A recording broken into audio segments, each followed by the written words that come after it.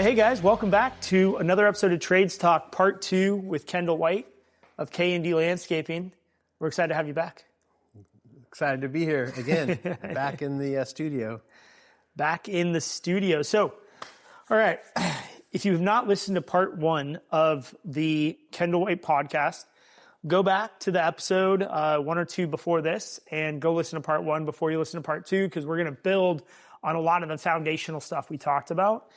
And where we left off, we had a really great conversation around sales and the success you're having as this kind of out of the box, coloring outside of the line salesperson at K&D. And we are going back now to 2007. Take us back to 2007. What did the company look like? What did maybe the org chart look like? Let's start there. Well, it was me. Your mom was in the office handling all the paperwork, invoicing.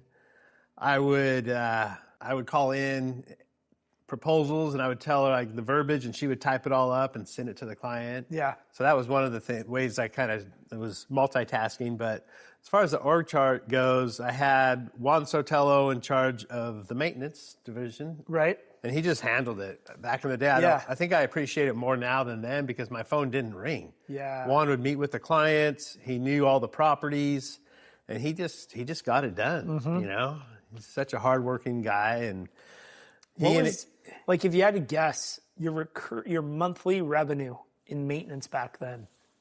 Oh God, I want to say it was like $30,000 a month or something. That would probably be like a good year. Yeah. Probably between 20 and 30. Yeah. Okay. Yep. And it was just like keep building it. And we just never lost. No, I shouldn't say never, but rarely did we lose a client. That's why it's so hard, because it's, when you have 160, 200 accounts, you're going to lose some here and there. Yeah. It's just inevitable. I still hate to have it happen. Yeah. But, properties get sold. There's just a list of things that are totally out of our control. It's the ones that we lose because of quality. Yeah. Are the ones that hurt the most. Yeah, exactly. Anyway, so Juan ran, I think we probably had, probably 2 maintenance crews. And Juan and Eddie. Juan and Eddie, yes. Eddie was the supervisor he ran his own crew back those days. He wasn't really officially a supervisor, but he owned it. Yeah. And he took charge of his property. So Juan kind of had Eddie he didn't really have to babysit Eddie, so. No, they just kind of bumped heads once in a while. Bumped heads. Yeah.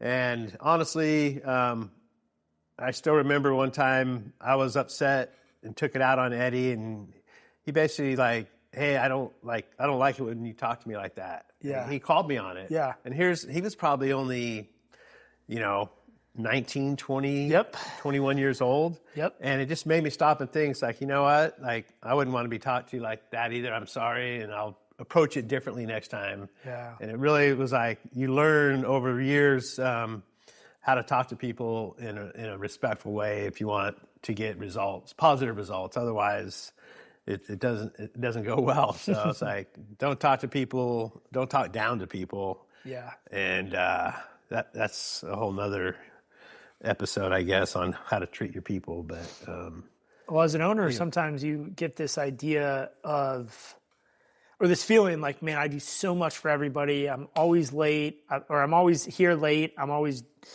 doing so much no one else sees. And sometimes you can get a little bit of this frustration. Yeah. And it's usually because you roll up on a job site and things aren't that's not how I said, we're going to do this or whatever the case is, and not understanding why they're doing it the way they're doing it. So before you go off on any tangents, get the information. Yeah. And then, so they were handling the maintenance, and I had Francisco and his brother and nephews. Yeah. It was very much family. Manuel. Had Manny or Manuel and Marco. Oh, yeah. Yep. Eduardo. Yeah, Marco was kind of starting to run his own crew from time to time. Yeah, he did. So it was Eduardo, Francisco, and Marco on construction. Yep. Juan and Eddie. And this is also Uncle Mike, too. Yeah, he worked for your us brother. off and on. Yeah, my brother Mike. He definitely helped us get organized and safety stuff, amazing metal fabricator. Like anything we needed, like he would weld all these brackets and shovel racks, but he was very like focused and operationally like smart and organized. Very coming out of a warehouse fabricating place where everything needs to be in a spot. Yes. Everything needs to be organized. Everything needs to be clean. Yeah. Safety vest, hard hat.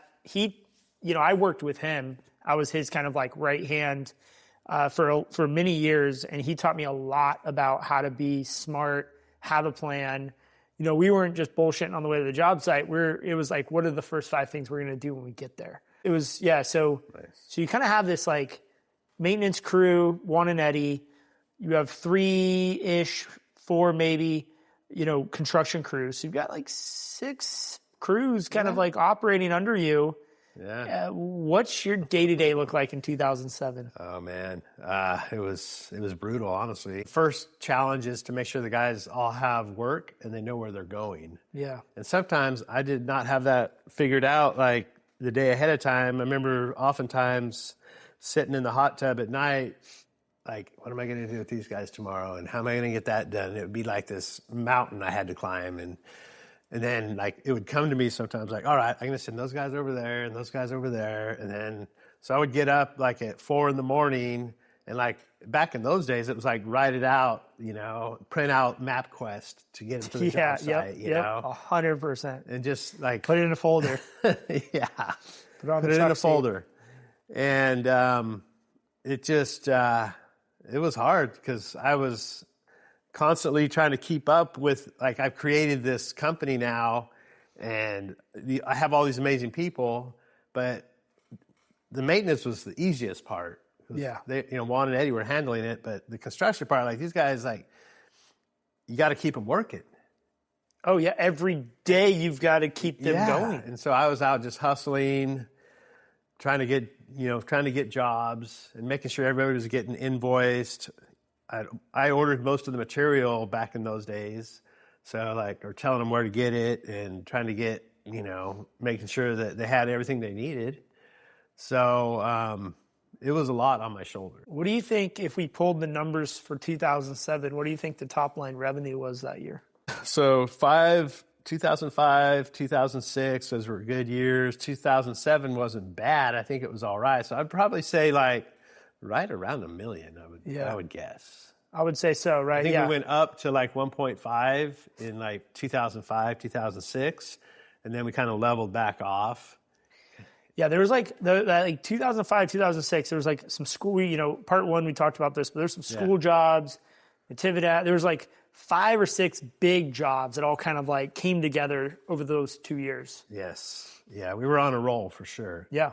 Yeah, because we also had a very good relationship with the school district, and they were just like, they were giving us a lot of stuff, and, we just did really good work, and they liked what we were doing, and they had a threshold of, they didn't really have to go out to, get a bunch of bids on certain jobs if it was under a certain amount. And that was just a good little, niche we had going. Yeah. So let's just double click on that, because California has fucked this up pretty good for most school districts, but a lot of other states still have this like ability. Yeah. And I think it's an amazing thing. It's when a contractor in a school district or a city or a municipality, a government funded agency, create a relationship. Taxpayer funded agency. Yeah, we should specify that. Yeah. Our money for our community that we're putting in. Yeah. And they're able to get a tremendous amount of value out of their every dollar because they have a relationship with a contractor who does amazing, true, honest work and delivers on what they say they're going to do in the time they say they're going to do it. Yeah. And they don't have to go through this giant red tape, pre-construction permitting process. They're able to get a lot of work done in a short amount of time, which is typically the summer and sometimes a spring break. Right. And I remember the schools back then were so much better in terms of how they looked, how they were represented. The maintenance and the construction that went into those schools was really well done, not just landscaping, across the board. Right. California has now created so many different levels and hoops to jump through, and the unions have gotten involved and bullshit PLAs. And our government in California has really messed this up for the taxpayers and created a lot of non-essential costs that go into a $50,000, $60,000, $70,000 job. Yeah. So when you were in this mode and you were working with, whatever school district, what did a normal summer look like going into it? How did you guys prepare? What were the conversations? And, how did maybe someone in Texas or New Mexico, or maybe they could actually still utilize this playbook? Yeah, usually around spring, February, March, April, sometimes May, they would ask for pricing for their project that they needed to get done. They were able to not have to do a formal bidding process and drop a bunch of plans. They had those projects going on. Yeah. Those are capital projects. We have a playground that the border of the playground's falling apart and we need to replace it, because it's made out of wood, and we want to do some blocks, or, we have some drainage problems, or the sprinkler on the athletic field system is shot, or it's full of gophers.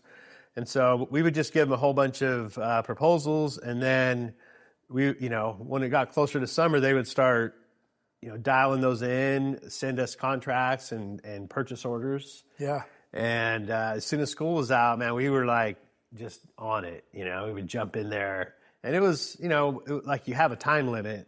Yeah. And then sometimes we would get towards the end, it's like, oh, we got this other project for you we need to get done. So it was all hands on deck. Yeah, I had relationships with 3 different school districts just locally. Yeah. And so it was good money. The guys were making prevailing wages. And it was a win for everybody because the school districts were getting good value, and they were working with local contractors that, a lot of this is our tax money. I think there's 3 or 4 different bond measures on my property tax that I pay every year, So to the school districts there. I think there's 3 for our local one and 1 for the college, or 2 for the college. So it's nice to get a little bit of that money back. Yeah. But not just us, but the team that works for us too. Absolutely. So what would you say to someone who says, well, that's not fair because, the union workers should be getting that work? I'm not sure how that makes sense. Especially I think it's whoever can perform the high quality work that the district deserves for a fair price, right? And deliver on it, they should get the job. It shouldn't be because you're part of this special club over here that, has a lot of advocates. And when you were working here, how many of the team members that are working on these school projects were local to where the school district, how many, let's rephrase this. Out of the people that were working, if they had kids, how many of those kids were going to the schools as a percentage of the people working on these jobs? The big capital projects, the general contractors were typically from out of the area, if not out of the state. Yeah. And then, there was some subcontractors. There was definitely some local companies that were on those jobs, but I think the majority of them from out of the area, And then what about your K&D? Oh, yeah. For us, I think if they didn't live in Watsonville, they lived in surrounding communities like Salinas, Hollister, almost within the district that we're working in, basically. Yeah. Or right next to it. And well, I think it's just good to highlight that as such a great opportunity to build relationships with the school districts specifically and find a way to help them, make their playground safer, make the school grounds more attractive, make it a better place to go to school.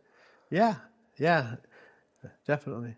Okay, so $1 million in 2007, and then 2008 hits. What does 2008 look like for you? Well, it was a shock, honestly. You almost don't know what is happening until it's too late. We had contracts, and thank goodness we had a lot of maintenance. We were probably 60% maintenance, 40%, new installs and stuff like that.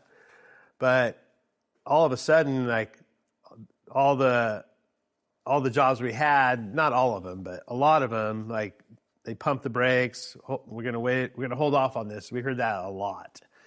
We didn't have like any big contracts that got like, that I can remember that got taken back. But we did have a lot of people just holding off and not going through with what we're going to do right now. Right. That was that on all sides, commercial, residential, public works? Well, for new projects that hadn't been awarded, yes. But honestly, thinking back, a lot of the public works jobs were already funded. And I believe we had a couple of bigger jobs that helped us kind of a little bit of momentum into 2008. Yeah. But towards the end of 2008, all those kind of started running out. Yeah. And that's when things really got tight. Yeah. And everybody pulled back. We doubled down on our, I was like just going to every maintenance property, like, send them a mulch bid. Oh, we need to trim those trees off the building. There's 2 broken sprinklers back there. Anything just to kind of keep the wheels turning. Do you remember how we got into like chain link fencing? We chain link fencing.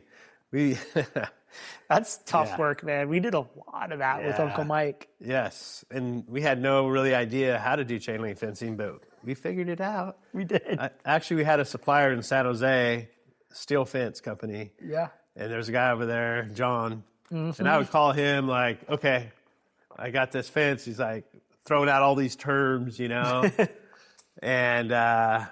he's like, yeah, you're going to need this. I go, okay, that sounds good. He's like, all right, you're going to need a 2 7/8 and posts and, 1 7/8 line posts and top rails and end caps and brace bars. And yeah, sounds good. And then I just like give all the parts to the guys. I'm like, we need to replace this fence. And it took a little time, but we got it dialed in.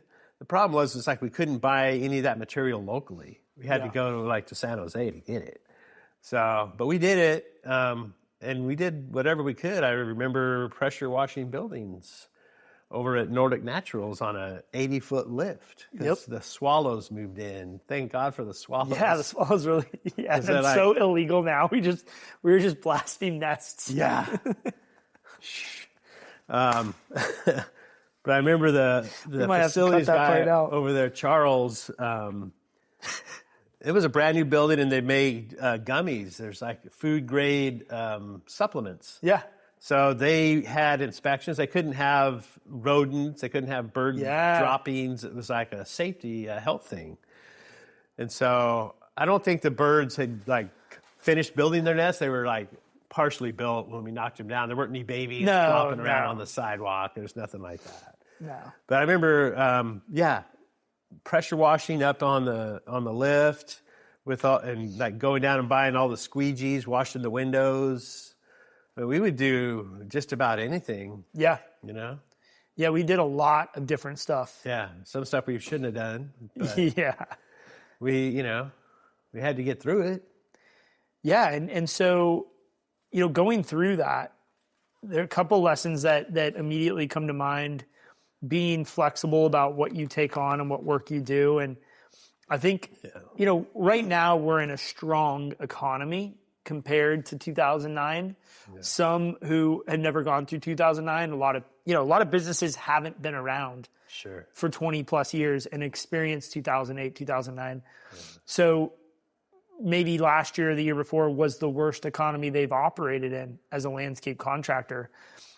Put it in perspective for us. The last 2 or 3 years compared to 2009, is it even in the same ballpark, or was it just like so much harder in 2009 you can't even comprehend? Yeah, the latter for sure. It was.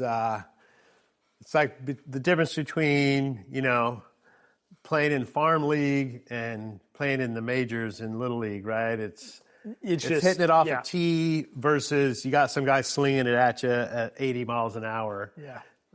There's no comparison. There was just so much. There was like not much meat on the bone, so to speak. And I remember you helping me with the job for Driscoll, actually. Yeah. And So let's cue this one up because this is actually a really cool story. Yeah. So we get a call from Driscoll's. They built a big facility out there, trucking in and out distribution hub. Cooler. They've got they got what, 6 acres, 8 acres, something like that. It's a big lot. Yeah, well, just the area they wanted to landscape though. I remember it being, I think it was like 4 acres of landscape. Yeah, something like that. About the 4 acres. Yeah. It was like 200,000 square feet or something.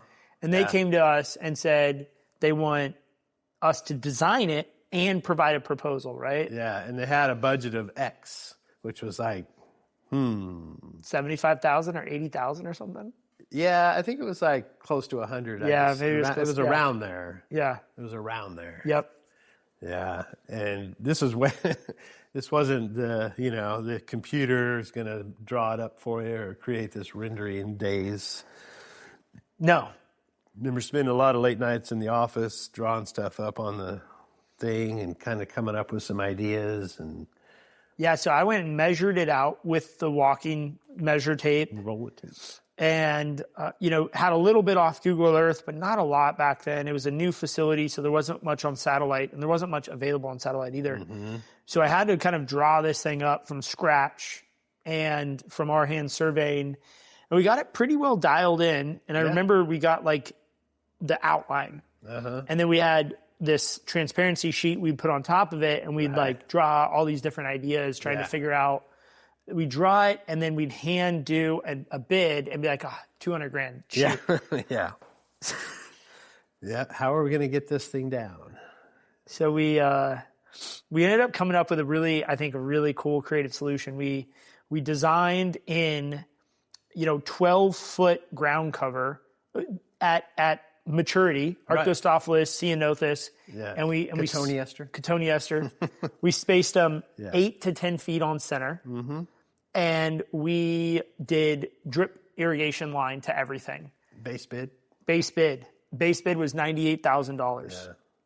And then we said, hey, you guys didn't specify freaking anything. They hired us, or they didn't hire us. They didn't pay us, but we had us. No, we were not on retainer. I don't remember the other 2 bidders. Do you? There was a big Salinas company. Yeah, it was, huh? I can't remember the third one. Yeah. So, we still compete, friendly competitors with them. Yeah, good company. And so we end up providing them a base bid that would get the job done. Yeah. And then we said, hey, you got a lot of gophers. It'd be a good idea to do gopher baskets. Yeah. And that base bid, we would have probably barely lost like $1,000. Like we were going to lose money at that. It was a break-even scenario, but we keep our guys working. We kept our guys, yeah. and the strategy was, okay, this is like, they're going to say yes to this almost for sure on the base bid. And now we got to try to sell them on the extras. So we had upgrade with gopher baskets, $20,000 or something. We had to upgrade to hard piped bubblers to every plant. Yes. That was a big upgrade. And then we had to upgrade to entire area weed fabric. Yes. Those were the 3 ad alternates that we provided. Yeah. And I remember going into their office.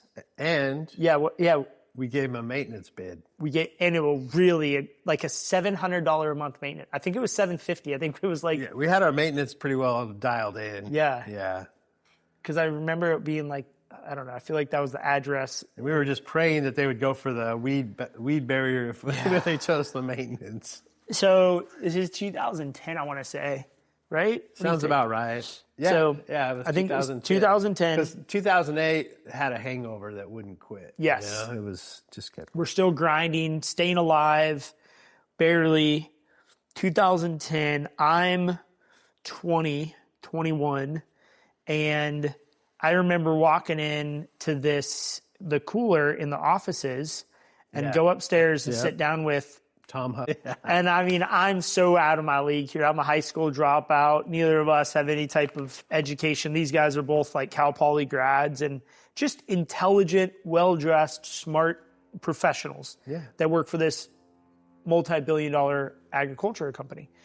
And we sat down at the table, and it was my turn to present, and I presented the base bid. I said, I think these 3 things should be done, and this is why. And they go, all right, we'll review this and get back to you. And I remember the phone call when they said, hey, we want to hire K&D. Yeah.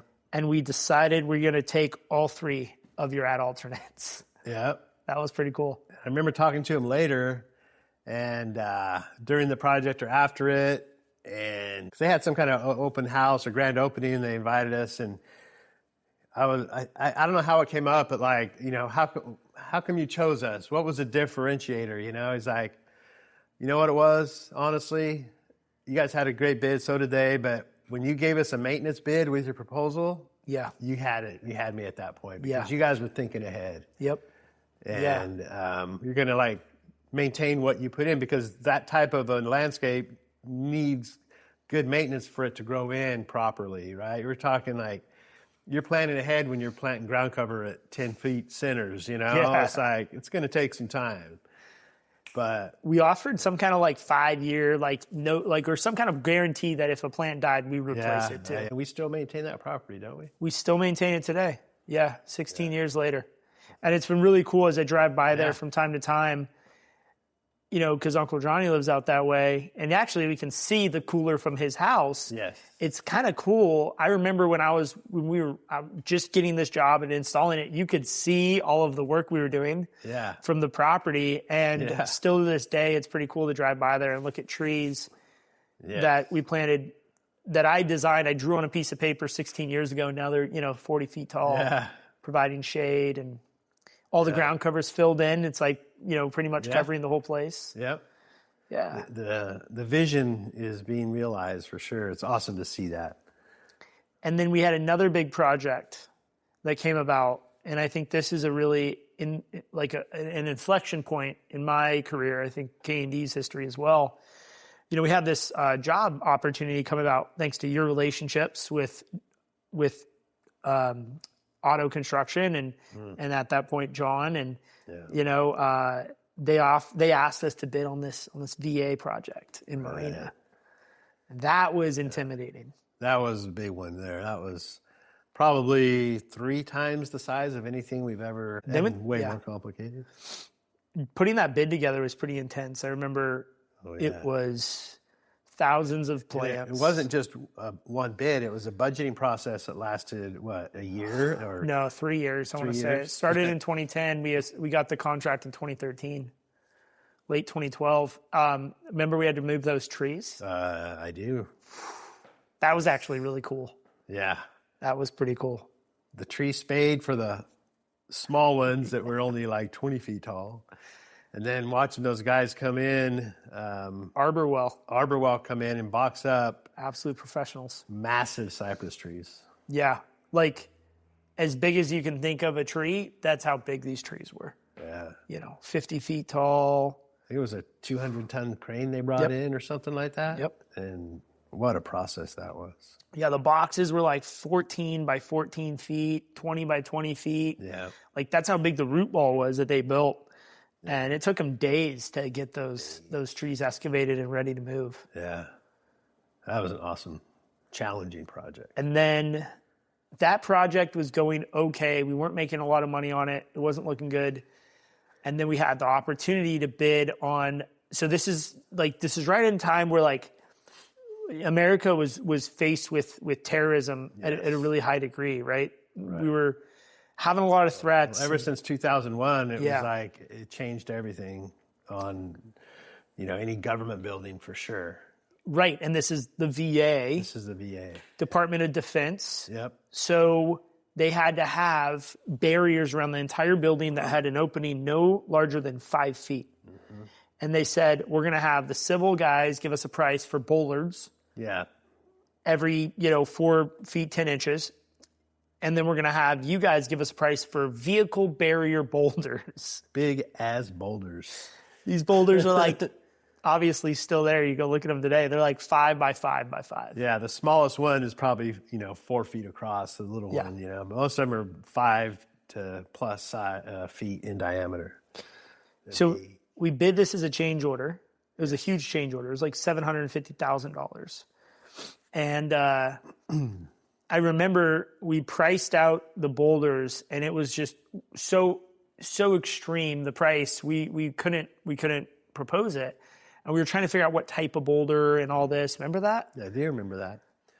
What was that like? I mean, going back and forth with BFS and Otto and the owners. Yeah, no, it's a learning experience because it's like, how can you get the budget to where you'll get the job, but still deliver the right product to meet the specs? Yeah. And you just start like all your resources, you're making phone calls, talking to different people. Where can I get big boulders, And the trucking obviously is a big deal. Yeah, they can move like 4 boulders at a time. So somebody gave me the lead to contact Granite Construction at their Hanley quarry, and I believe it's in Gonzales. And I went out there with Mark Cicito, I think it was, and we looked at big boulders, and they had them. There was a lot of them. Yeah. And then we got a bid from a trucking company, and he was like, yeah, you want the end dumps. That's the best way to move them. Yep. And so, okay. So got a bid from a trucking company and put it all together, submitted the bid. And after, some more back and forth, they finally said yes. Yeah. And then we got to get to the point where we had to put them in. Yes. And have them inspected and approved, not just from an aesthetic standpoint from the architect, which was hard enough. Yeah. But also from a safety perspective from the ownership representative, the DOD. So you were trying to make all these people happy. Yeah. And, big shout out to Raphael and Eduardo on that job. But Raphael really came through on those boulders. Like his ability to put those in, they couldn't be more than 5 feet apart. Yeah. I remember when we first started doing it, because we rented the biggest excavator that we could get our hands on. Yeah.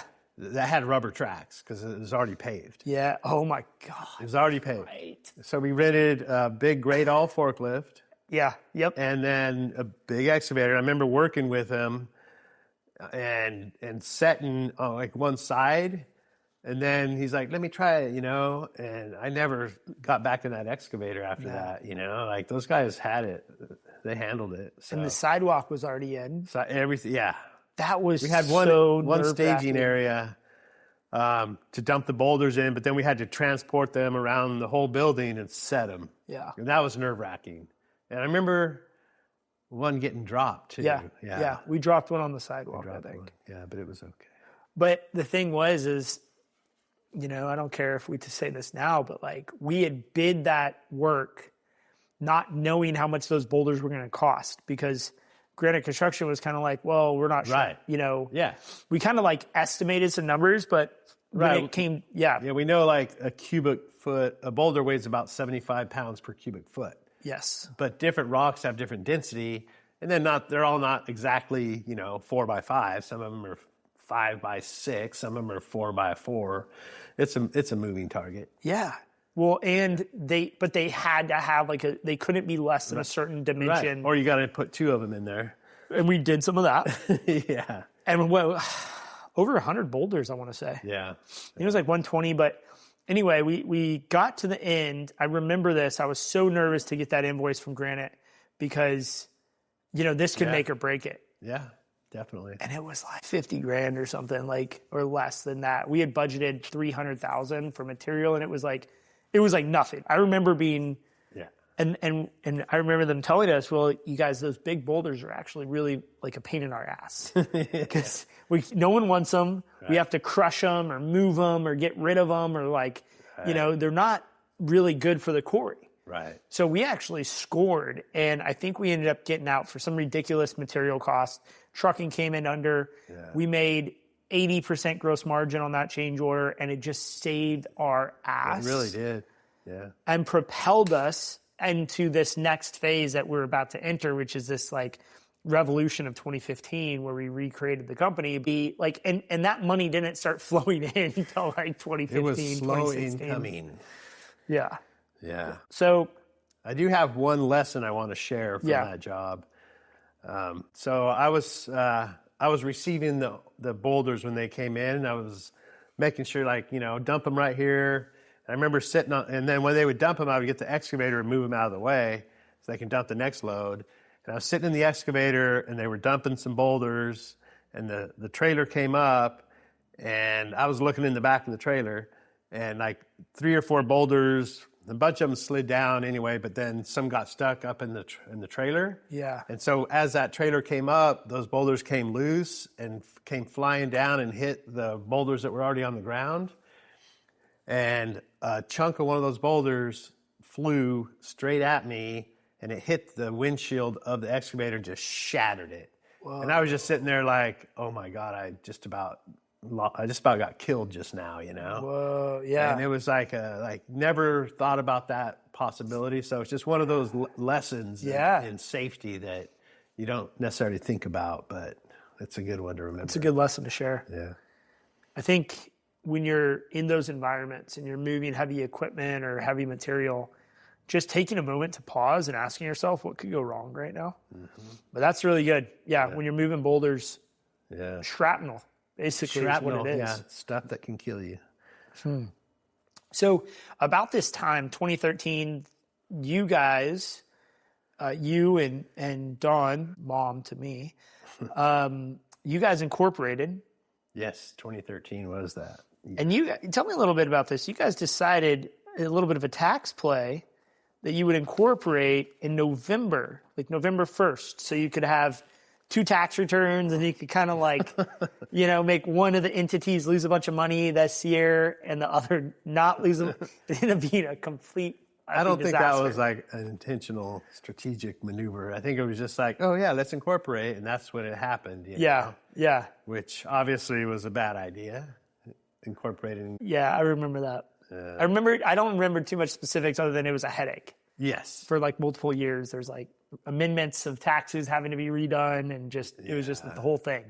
Yep. Bank accounts switched over. Lots of lessons learned. So incorporate it the calendar year if possible. Yeah. Get it dialed in, and then as like January, whatever your fiscal year is, we run a January to December, but yeah. So you decided to offer ownership opportunities to me, Shane, and Kelsey, the 3 kids, in 2013. What was kind of the thought process behind that? Well, got some advice from our attorney and tax person, mainly the attorney, in explaining like if you ever plan to sell, like someday, you want to sell the business of the kids or turn it over to the kids. At that point, it wasn't worth, zillions of dollars or anything, but, someday we're hoping it would be. Yeah. The thought process was if you can gift them equity when the business is only worth, let's say, $500,000, and they don't have to pay tax burden on that because you have an umbrella amount you could gift without tax implications. Right. But if you wait till the business is worth $5 million and then you gift it to them, and it goes above that ceiling of gifting, they have to pay taxes on that. Yeah. So it's like, all right, well, let's give them a little bit now, and then as they contribute more into the business, sweat equity, we'll ratchet that up over time. Yeah. Which will incentivize them. And my thought process was like, someday I want to be able to step back, and I want them to be motivated to grow the business. That way their 5 or 10% will be worth, a whole lot more. Yeah. So that was the thought process behind that. And obviously it takes a certain amount of trust and confidence in the kids, but we raised you, and I think we raised you in the right way, and hoping that you would want to be part of it. Yeah. And so this is just to kind of give everyone listening a bit of an idea of where things are at. 2013, I'm like 24, 23, 24. Shane's 21. Kelsey's 18. Mm-hmm. You guys are in your late 40s.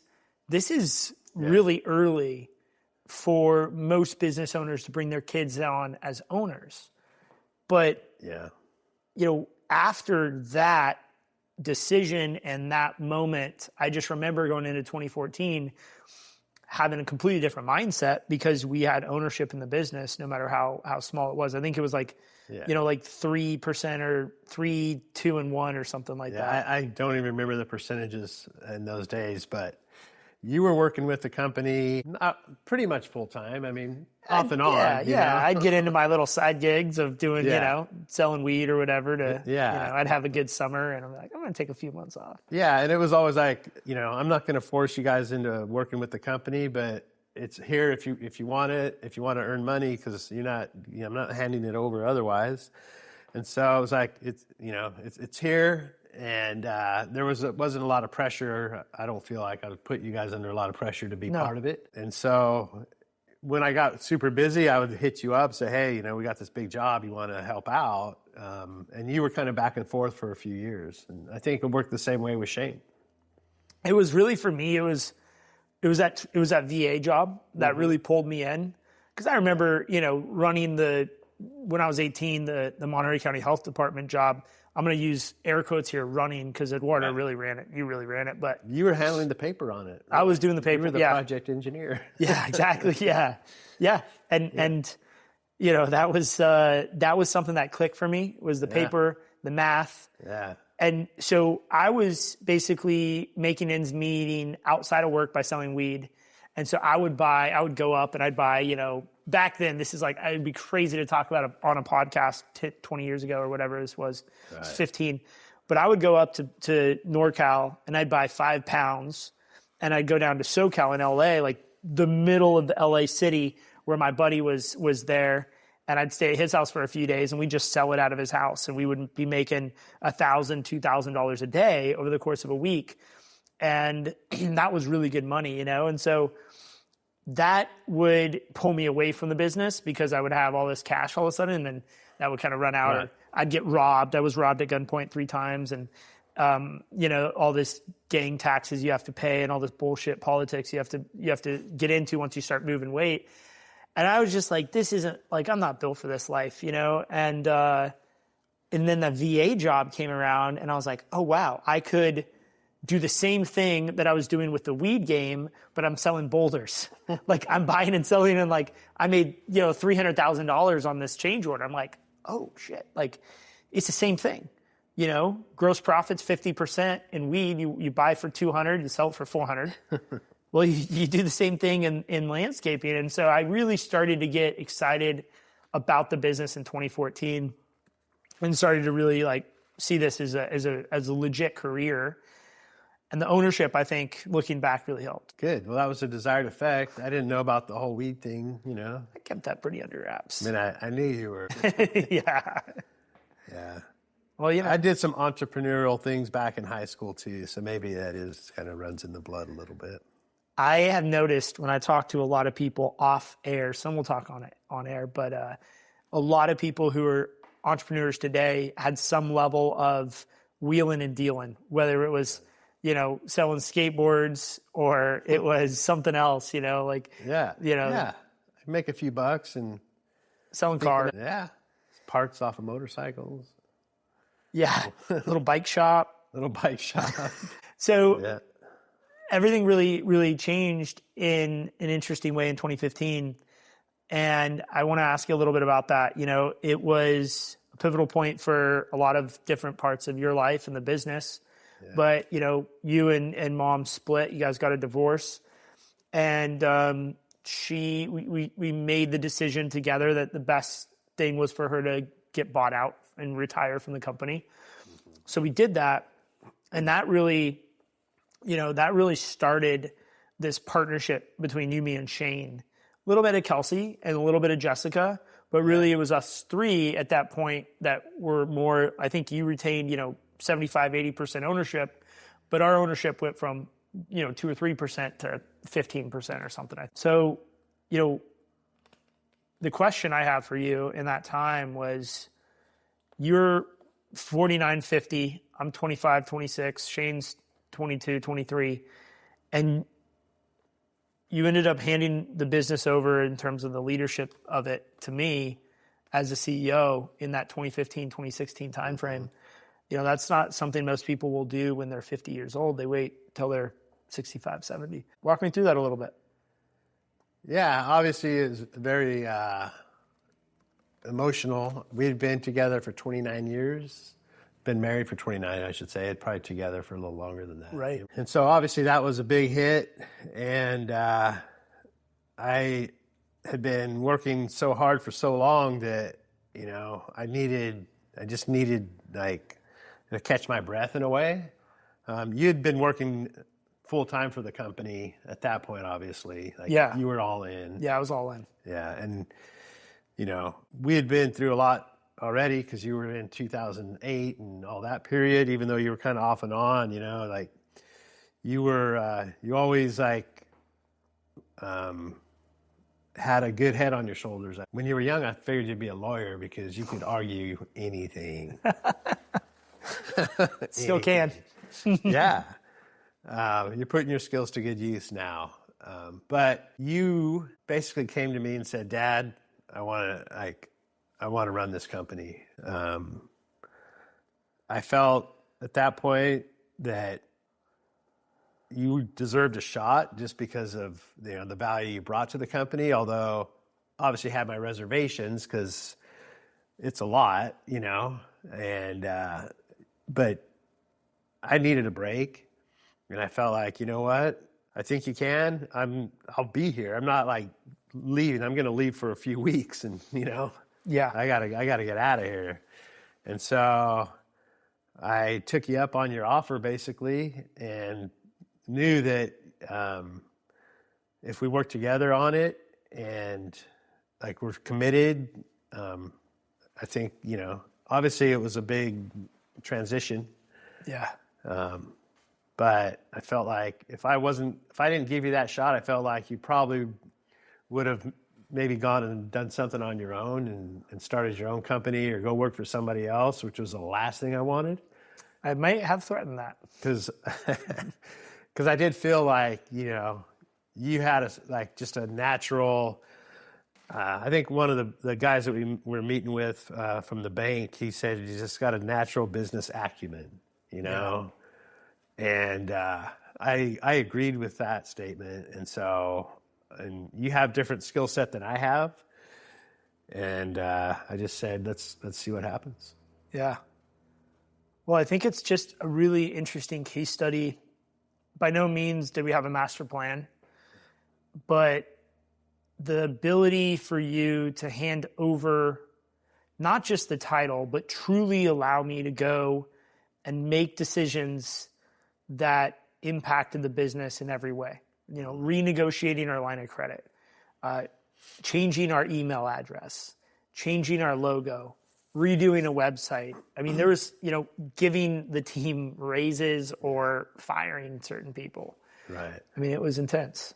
And I do think we also have to back up a little bit and mention the business coach aspect. Well, this is right in that same time. Because right? that was part of the mix, right? That was the matrix that was happening at that time. It's a missing piece of... You were pushing hard for a business coach at that same time as transition. Yeah.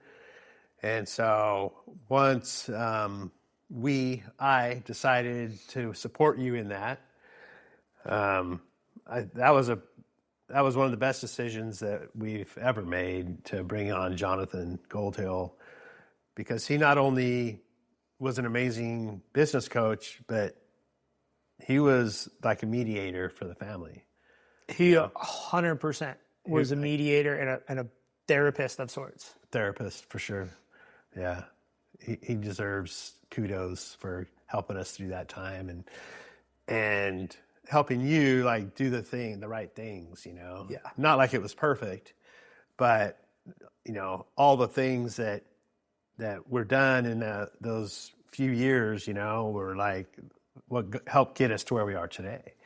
It was a total, instead of running it like a mom and pop, which it was, is running it okay, these are the things you got to do if you want to scale this company. Yeah.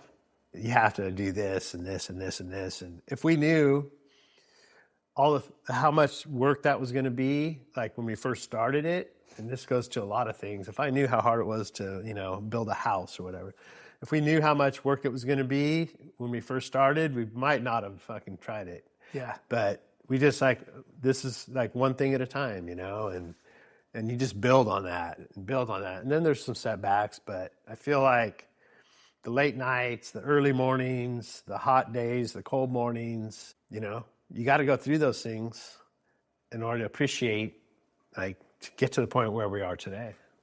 Absolutely. And Yeah. what's really interesting is, we're still in this $1 to $2 million range, kind of depending on the end of the month, Yeah. And he taught me how to read a balance sheet, do a P&L. I mean, we restructured our banking relationships, but one of the biggest things is he said, hey, we need to set a BHAG. Yeah. What? What is this big, hairy, audacious goal? I never really liked the term. I'm in love with it now. But I was like, this is dumb, And Yeah. so we gave our BHAG, what was? Came up with 30 million by 2030 with 300 employees. 300. Yeah. And then every decision was, does this work? Right. Does this get us goal? And because we had that lens, we were able to make decisions that we would never had made, or I think any of us, you or I, or other owners for the previous 30 years of business. No doubt. Because if we're going to get there, it's like we're going to have to bid on, do you want to bid on this job, that job, or that job? It's like we're going to bid on all those jobs. Yeah. And if we get them, we'll figure out the manpower, And then we were trying to figure out our purpose. Yes, Remember that that was the next thing. What's Simon your purpose? Sinek. What our purpose? What? I was like, this is so dumb. This isn't going to help. Purpose is to make money and have a good life. I just remember you kept going back to just live the way we want to live and provide for the family. Jonathan's like, it's got to be stomach churning, and we were like, we want to help first generation immigrants. Which we do. Right. But that's not the reason we're in business. And then I remember we were at that beach house at a planning session. I still remember sitting around that table, throwing ideas out there. It was so weird. We were trying to figure out where is this coming from? And then somehow, I don't remember how it came about, but we landed on this idea of improving the professionalism of the landscape industry. Yes. We were frustrated by the way landscaping was treated. And a lot of this goes all the way back to Aptos High School. When I was 17, I dropped out of high school and I was working at the same high school. Looking through the fence at all the girls? Well, I had my girlfriend at the time was going to school, and I'd be over there on my break, schmoozing and the general contractor's like, what the I'm like, that's my girlfriend. And he's all, dude, you're a construction worker. I'm like, yeah, but I'm only 17. I'm on break. And it was such a bad look for them. But anyway, I remember because they had this thing, it's called a 3-second rule. When you're working around a high school or one of those campuses, it's like, you do not look at any student for more than 3 seconds. Yeah. Anyway, go ahead. So I remember it rained. And a lot that year. It rained a lot. The roof was not on the building, but the concrete was poured. Yep. It filled up. And it had 1 inch, 2 inches of water across this entire gymnasium. Doesn't look like much. And we somehow that was another one of those things. Sold a change order for me and Uncle Mike to sweep up water into 5-gallon buckets. Shot back, however we could do it. Yeah.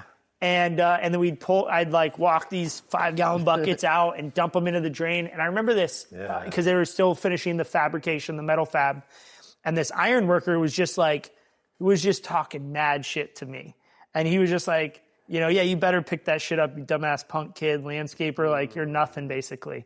Wow. He was all tattooed and burly and a badass climbing up on this. And I was just like, man, I want to be the guy that makes landscaping cool. I want to be that guy, but I want to actually do it for the right reasons and make landscaping something that we can be proud of. And that all freaking snowballed to 10 years later when we came up with the Raise the Bar. For me personally, was I want landscapers to be respected on the job site. We're still working on it, but we've made progress. Yeah. A lot of progress. Especially, I feel like with all the green movement, all the bioswales and retention ponds, and it seems like more and more landscaping are on these projects. And I talked to my cousin who works for a general contractor in Mississippi. And he's like, you know what our landscaping budget is for, this big ass building? It's like $10,000. Yeah. And out here it'd be like a $300,000 job. They just don't put the value in it like they do in California. So for all of its faults, I do have to say that like all the stormwater rules, they have to keep water on site for a certain amount of time. It's really helped us have a lot more scope on every job. Exactly. Bioswales and such. So yeah. Good stuff. Anyway. And so 2016, we finalized we had the vision, the 2030 BHAG, then we came up with the Raise the Bar. Yeah. And then we went from short of 2 million to 5 million in revenue. And I looked this up. We hit 5 million in revenue in November of 2018 on a trailing 12. And in 2016, we were doing under 2 million. So it went from 1 and change to 5 million in 24 months, which is like, thinking back to that, isn't that crazy? Wow. Yeah, that is crazy. And then we went from 5 to 10 million in another 24 months. I was looking at the numbers recently and I was like, wow. Like we were on a rocket ship. And we were feeling it. It was hard to keep a handle on everything, Yeah. Didn't have the structure. We're making it up as we go and chasing a lot of things. What was some of the most pivotal moments in that 5-year period from, 2015 to 2020? When you look back at that whirlwind of 5 years, what were some of the moments that you look back to that were, decisions we made or things we did that you feel really helped us ultimately become that $10 million company? Well, building relationships with general contractors was a huge part of it. Yeah. And property management companies. Yeah. Like, I remember being the guy that would, go out there and I think having you and some support, like to do a lot of the bidding, even though I was still involved, I was out like being the business developer. Yes. Before I knew what a business developer was. Yes. Is going to Avila, going to Asonia. I would drop in their office and hang out with them, talk to the project managers. What are you guys working on? What's coming up? Yeah. And same thing with the school district. We had a really good relationship, with the planning department. And then, the property managers, just to like keep that work coming in. And then having good support in the back end of things too, It just, everybody had to elevate. Yeah, very quickly too. It was a lot of, I remember, because we moved our office over here around in 2013, right? Yep, yeah, 2013. Like 3 little offices. We got red tagged and we had to figure something out. We got red tagged in 2015, but we already had our office here. Yeah. But Fox Shocks had the lot next to us full of containers and they like vacated. Yeah. Right about the time we got red tagged to Primrose. And so then we moved over here, which was a blessing in disguise. Very serendipitous. A lot of just like random things that happened that led to where we are today. And we broke out the company into departments around 2018 too. Yes. We had maintenance, commercial construction, and that was kind of it. And then Jeremy Ross came on right around 2017. Yeah. And I guess 2018, and so Jeremy Ross really, and Josh and that team. We hired Josh first, didn't we? Josh came on and he brought over Jeremy and a bunch of the Josh team. and I, we were trying to get that residential department up and running. And man, we wasted a lot of time we did a lot of good things, don't get me wrong, but our approach was like, we were basically like, designing these projects for people and they'd be like, I don't think so. We had just spent hours, bidding all this stuff and we just didn't have a good way to articulate, like we didn't have the 3D renderings back in those days. I know, Oh, if we had Your Haven back then, we would have killed it. Yeah. But we were pushing hard, Yeah. Yeah. So it was a lot of trial and error on a lot of things and try different things and see what works. And so what was it like for you to allow me to have this control of the company, making decisions with your support and sometimes your involvement, but a lot of times not. You gave me, when I talk to other people today who are in my position, right? They're taking over for their dad or their mom. Usually it's a father, son. Yeah. And they're 30, they're 35, maybe they're even 40. Mm-hmm. Their dad's 60, 70 years old. And he's like, oh my God, I can't even send a bid out without my dad's approval, let alone like I would never talk to the bank. Yeah. But you were, and I think some of it was I really was pushing for it, but yeah, to those watching, they always ask me the same question, and I just would love to ask you that. Like, how did you let go at that time? Okay, there's a lot to that, and it's hard to put myself exactly where I was at the time, but I can try. And once I got over the initial shock, was going through the divorce, and almost like here, take handle the company for a while, Justin. Yeah. But then when I got back, it was like, you know what? It's nice not having to everybody doesn't, people still came to me and I was like, talk to Justin. So I remember for a while there, it was kind of like you were officially the CEO, but people were still coming to me. Yeah. And at one of our board meetings, it was like, or maybe it was like just you and me, but it's like, and I think Jonathan was with us. Yeah, I remember this. It was like, if there has to be one person in charge, otherwise nobody's in charge. Yep. I still remember that, and it's so true. So at that point, that was a turning point. So when people would come to me, I would say, you need to talk to Justin. Mm-hmm. And that was really liberating in a way, because I had been like the go-to solving everybody's freaking problems since day one, Yeah. In the beginning, it was just my own, but after a while, you get all these people coming to you with all their problems to solve, and it was nice. Like, I didn't have to, I'm still here to support like I do today. People come when they get stuck on something, I want them to come to me, but I have the bandwidth. Like, I can, I'm here to help. But back in those days, I was so burned out from having to carry the load for so long that, and it wasn't because I was old. It was just because I had worked hard and it was just time to get off of that, treadmill for a little while. And then it's like, you know what? I kind of like this. And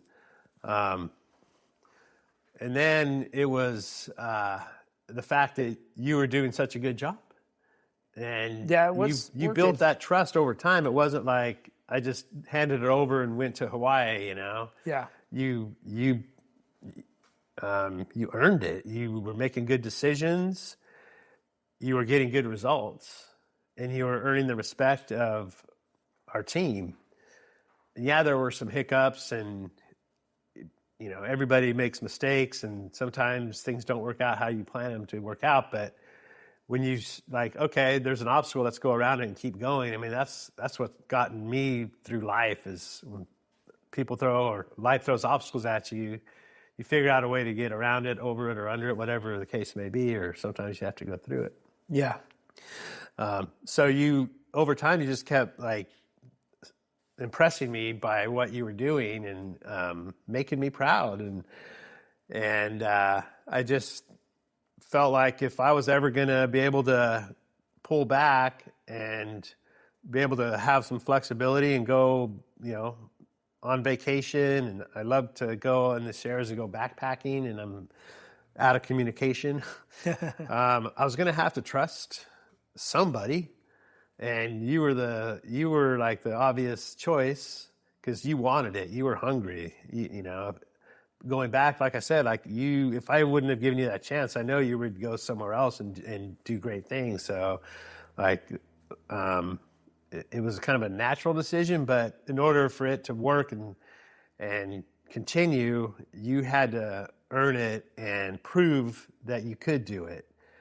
And you were always looking for another challenge, and I want to do this, and you had all these ideas, and you had the coaching to help you fill in the stuff that you didn't know, but you just had the right mindset. Yeah. So over time, you built confidence by proving you could do it, and it was exciting to think that this company might actually go to 30 million with 300 employees, you know? Yeah. And so I started thinking about the whole watermelon and grape concept, right? Yeah. You can either own a whole grape or a piece of a watermelon. And so when it came to the equity equation, I was like, okay, so going back to what I was talking about earlier with tax implications and all that, it's like, you know, let's talk about equity transition and estate planning when the company's at a point where, you know, we can transfer some of this stuff and still have plenty to go around if we continue the growth of the company. Yeah. So that's that was kind of the thing in my back of my head also. It's like, if I try to run everything, I don't want to, you know, work 60 hours a week and be the, you know, the tip of the spear, so to speak. I'm happy to be in a supportive role, but have a flexible schedule. Yeah. You know? So all those things were kind of going through my head, but it only works if you follow through and do the things to get us to where the goal is and where we want to go. So Absolutely. And I follow through. Certainly have no regrets about that now. And that's like the understatement of the day for sure. So, yeah, I'm glad I did it. Me too. Yeah. It's, you know, when someone puts their trust in you, especially your dad, there's a subconscious thing that happens, I believe, where you aren't proving yourself right anymore. It's like you want to prove them right. And you want to work as hard as you need to work to make their decision a good decision. Because you want to make your parents proud. And you want to make those that believe in you proud. You want to make your coach proud, right? With Jonathan. Yeah. And so when we set these goals, there's this underlying, you know, fire that I'm just like, I've got to deliver on this because these people I love and trust have put kind of like almost sacrificed their life in certain ways to allow me to have this opportunity. And I'll be damned if I'm going to let that go to waste. On top of external purchases, I've always leveraged myself. Like I bought the, you know, brand new Malibu Wakesider boat in 2016. I, you know, other purchases, bought a house, investment house, bought a second house. And, you know, every time I bought something, like you were saying, it was always barely. Like I almost always had to borrow money or, you know, figure out a new comp package that I could get a down payment on it. But those decisions of leveraging myself, whether it was the boat or the side-by-side or the house in Idaho, forced me to get to another gear. Mm-hmm. And then I started surrounding myself with new people and different people. And, you know, the snowball just builds from there. And if you've as listened to this Trade Stock podcast long enough, you've heard my story. And I really appreciate you sharing that because your belief, trust, and ultimate sacrifice was the fuel I needed to do what I ultimately did with, and I don't mean that by like me. I just mean, you know, a lot of it was me, but a lot of it was a team. I think it was kind of the perfect scenario, honestly, because I felt like I'm a hard worker, you know? Yeah. And, you know, I'm fairly intelligent, but I felt like I've taken the business as far as I can take it, as far as growth goes. Yeah. And we could have kept going at that rate, you know, but it would have been a ceiling on growth, which didn't need to be there. So it was a perfect time to hand the baton off because I'm here to not only help continue to move the company forward by mentoring new team members, helping with technical stuff on, you know, when guys get stuck on drainage or some retaining wall problem, like everybody like can come to me. And I enjoy helping the team in that regard, you know, and you're not stressed out beyond belief. I'm not stressed out. You're able to help them. My stress level is so low. It's amazing. It was high for so long. Yeah. So it's worked out really good for me. And I think it's worked out good. I know it's worked out good for you. Oh, yeah. And I would say my stress level is very low as well because I'm in a place that I absolutely love operating in. And for whatever reason, I guess I'm bored or something because I keep starting other businesses or doing this podcast or whatever. It's like, I don't know, maybe it's a bit of a disease, but I want to ask you this question. Our new BHAG is quite large. It's so big that I think most of us have a hard time wrapping our heads around it. Yeah. The goal is to build this organization to $1 billion in value by 2035. Yeah. We have some other milestones in there, but when I say that, how does that make you feel? That one's hard to even get my head wrapped around it. I mean, I have nothing but confidence in you and our team. Yeah. I just, I know for us to do that, there's acquisitions, right? Maybe not. I'm super impressed and stoked with our organic growth. It's kind of crazy how much it feels really good. It is. I feel like we're on this it's a flywheel, and it's like just gotten so much momentum going, and things are clicking, and I feel like we have the right people in the right seats, and the team that we have put together, it's incredible. I'm yesterday looking around the room at the town hall. Like every one of those people are just like A players, man. There's no doubt about it. There's every single person in that room is an A player. Yeah, it was just like, man. I mean, we've had to go through a few people to get to that point, right? And like people like get slung out because they just don't fit in there. But it's so exciting to see where we're going. And as far as $1 billion goes, like, hey, like I'm here to help get us there, like wherever we can get. And I dare not doubt that we can get there because I'm a very optimistic person. I always like to think the glass is half full.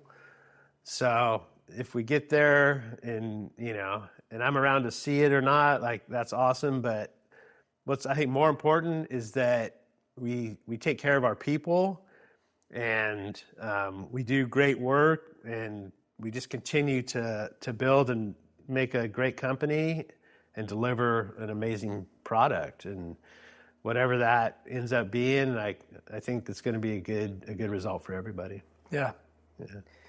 Well, I'm excited to see what we can do, how close we can get. Yeah. A lot of people doubted us when we said it was going to be 30 million. I remember a lot of people, vendors included. I won't name any names, but there's a number of people who came up to me and said, "Hey, I just want you to be realistic, and you're saying things that I think are going to really you're going to let yourself down. Yeah, just 3 million would be amazing." Yeah, I go, it's 30 million. Yeah, put a zero on the end of that. And I got mentored by a lot of people, and all that did was just add a chip on my shoulder and make that bigger. Oh yeah. And then on the other side, I had so many people saying, "You're absolutely going to hit 30 million. You're going to blow right by it." Yeah. And we haven't hit 30 million yet. Actually, that's kind of cool. That's right. So we didn't wait to hit 30 million before we set our next almost target. Halfway through 2026 too. So yeah, I think I'll be surprised if we're below 25 million by the end of the year. Yeah, I'll be very surprised. Yeah, the way things are going. Well, let's wrap it there. That was a great convo. You're not going to ask me for a trade secret? Oh yeah, thank you. Well, I'm caught up in the $1 billion. All right. Yeah. So we end every show with a guest giving their trade secret away. So what's your trade secret for us? I'm going to make it a real simple one. And it revolves around sales. So quit trying to sell people stuff. When I meet with a client, I'm just trying to help them achieve their landscape goals. Yeah. And sometimes it might be like, oh yeah, you need to call Whitlow Concrete, or you need to call, La Selva Tree Service, and not go into it like I got to make this sale to meet my quota. It's like, just try to help them and listen to them and understand what they're trying to get.